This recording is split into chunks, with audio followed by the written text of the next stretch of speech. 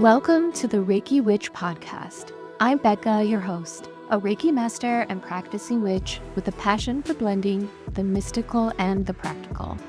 Whether we're uncovering ancient wisdom to deepen your spiritual practice or navigating strategies to streamline your spiritual business, this podcast is your sacred space to grow, learn, and thrive. Hey there, beautiful souls. Hope you're doing well and taking care of your energy. Okay, have you ever worked closely with another person or even had a deep or emotional conversation with another person and felt incredibly drained after? So today, we're going to talk about protecting your energy. If you're an intuitive healer, a wellness coach, yoga teacher, or anyone who works closely with people and their energy, you should be protecting your own energy. Your energy is sacred and needs to be protected, especially as space holders. I'm going to share 3 of my top practices that I use consistently to stay clear, grounded, and energetically whole before and after I hold space for someone, and how you can adapt them to your unique path. These are practices anyone can do. Now, before we move into the 3 practices, I want to go over with you why protecting your energy is essential. First, what does it mean to hold space? There are many ways that you might do this. How does this look for you?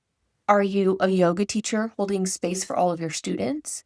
Or are you an energy healer or wellness coach holding space for your client?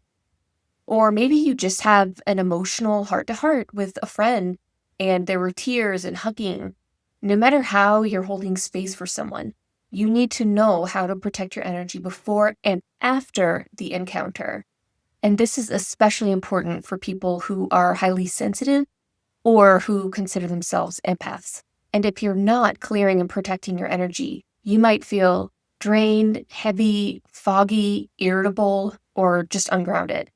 It's not about fear, it's about tending your own light so it can burn steadily for others. The first step to protecting your energy is grounding. If you know you're going to be walking into an energetically tense situation or just something that will take a lot of energy, make sure you ground. I don't know how many times I've already preached this, but this is so incredibly vital. Here are some simple ways you can ground. 1, taking deep, slow breaths, and on each exhale, envision a magnet pulling through your crown, down through your body, and all the way through the earth. 2, you can walk barefoot outside. 3, you can splash your hands or face with cold water. 4, you can use a foot spa. I personally really love the heated ones with little bubbles. You can put some lavender oil in there, some eucalyptus oil, some tea tree oil, whatever kind of oil you really love and maybe helps you relax or just reinvigorates you. And I promise you will fall so deeply into your body. It's absolutely amazing. And I want you to really reflect before we move on. What brings you back to yourself before stepping into sacred work? And a simple affirmation you can use is, I am rooted, clear, and ready to serve with intention. Okay, step 2, shielding your energy. So when you're in a situation where you feel like you need to boost your energetic shield, there are a few ways you can do this. And remember, shielding is not about blocking others per se, but more about maintaining your inner strength. Some quick ways you can do this are, 1, visualize a white veil or cocoon wrapped around you.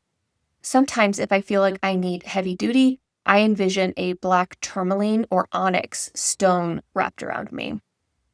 2, you can call in a deity, an angel, or your ancestors. Whoever your otherworld helpers are, call them in. 3, you can wear a protective amulet or stone. So some good stones for shielding negative energy are going to be pretty much any of your black stones, your black onyx, your black tourmaline. Smoky quartz is a great one. But really, as you're picking out your stone, whatever feels like it has a protective energy, just go with that. Don't worry about what the books say or what the blogs say. If it feels like it has a protective spirit, that's the one for you. And I really encourage you to create something really personal to you. What does protection feel like in your body? Is it a heavy cloak or a shimmering veil? Or maybe it's a circle of fire. You get to choose what resonates with your spirit. Be creative. And finally, step 3, clearing your energy. So what do you do after a stressful or draining situation? Well, you clear that shit out. Clear all the junk out of your auric fields and release it. So how do you do that? Well, here are some quick and easy ways. 1, you can sage your entire body in space. That means your head, your underarms, the bottoms of your feet. Twirl around in that smoky goodness. 2, if you are a Reiki healer and you are familiar with the Hatsureho, also known as dry brushing, brush it off, wipe it off, and then flick it out into the ether. Let the universe take it and transmute it. 3, take a spiritual herbal bath. These are absolutely divine and can make you feel like you've been reborn if done well. If I'm feeling extra gunky, I will boil herbs like sage, rosemary, thyme, yarrow, or peppermint. Now, I know there are many different kinds of herbs for this depending on your spiritual practices. These are the most basic and safe ones, and most people have them in their house already. Then, when they're done boiling, I'll strain out the debris and pour the water into the tub. And finally, I'll pour as many kinds of salts as I have on hand into the tub. And I will bathe for as long as the water stays hot. While you're in the tub, you'll want to completely submerge yourself if you can, or pour water over your head. Imagine all of the gray and dark energy leaking out of you into the water and the air. When you get out of the tub, air dry for as long as you can. 4, one of my favorite things to do, if I don't have time to do anything like a bath or I'm out and about, I will go up and just touch a tree. I will ask it to please take any negative energy from me and clear my energy fields. Trees are our friends, and yes, they want to help. So go ask them for help. You might look a little crazy. It's okay. Just sit in the comfort of feeling crazy. I promise it's good. 5, you can also cleanse with sound. Whether this is a class that you go to where someone plays a sound bath for you, or you're just in your house playing loud music as you prance around the house in free-spirited movements, it doesn't matter. It's clearing it out. And 6, finally, you can do a cord cutting meditation. You can get my cord cutting ritual in my show notes. I'll be sure to link it there. Doing things like this is so important. Just like we wash our hands, we need to cleanse our field. If you're not familiar with doing things like this or you aren't consistent with it, I promise, if you do any of the above for a week straight and really pay attention to how your energy is changing, you will notice a shift. And just remember, you don't have to hold what isn't yours. That means guilt, shame, grief, and anger. If someone projected this onto you and you're feeling it in your bones, it's going to be okay. Just release it and remind yourself, this isn't mine. I can let it go. And then you can break out into Frozen's Let It Go song if that suits your fancy. It's completely up to you. All right, as I wrap up today's episode, my final advice is this. As a guide, healer, or sacred space holder, your energy is your instrument. Keep it tuned, honored, and protected.